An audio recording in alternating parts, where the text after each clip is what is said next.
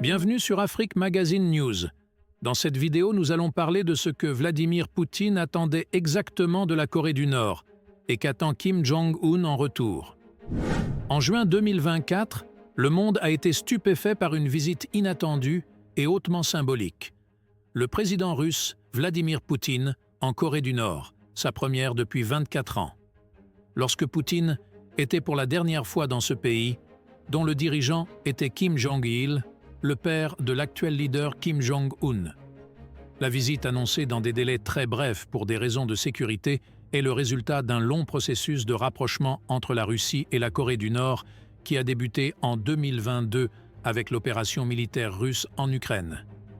Ce voyage n'est pas seulement un déplacement diplomatique de plus, mais un véritable tournant dans la géopolitique mondiale, surtout dans le contexte brûlant de la guerre en Ukraine.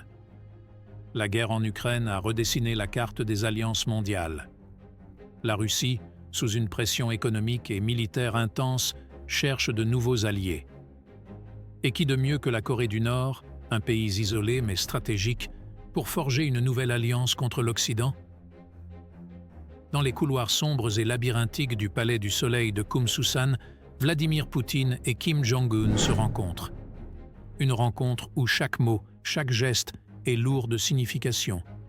La Russie cherche des moyens de contourner les sanctions internationales, et la Corée du Nord, experte en survie sous embargo, pourrait bien détenir la clé.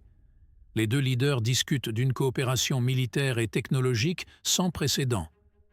La Russie offre son expertise en matière de technologie militaire, tandis que la Corée du Nord propose des matières premières et une collaboration discrète mais efficace pour renforcer les défenses russes. Ensemble, ils forment une alliance qui pourrait bien redéfinir l'équilibre des puissances mondiales.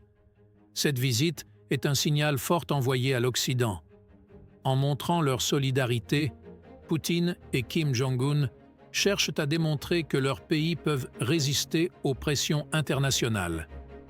Ils espèrent ainsi décourager toute tentative d'intervention occidentale plus poussée en Ukraine ou en Corée du Nord. La Corée du Nord et la Russie, qui luttent ensemble contre l'hégémonie américaine, ont signé mercredi un accord de défense mutuelle, a annoncé Vladimir Poutine, qui a remercié son hôte à Pyongyang Kim Jong-un pour son soutien dans sa guerre contre l'Ukraine. Le traité pour un partenariat global signé aujourd'hui prévoit, entre autres, une assistance mutuelle en cas d'agression contre une partie au traité, a déclaré M. Poutine à la presse. La Russie et la Corée mènent toutes deux une politique étrangère indépendante et n'acceptent pas le langage du chantage et du diktat, a-t-il poursuivi, dans un clair avertissement aux Occidentaux. Le monde réagit à cette alliance inattendue.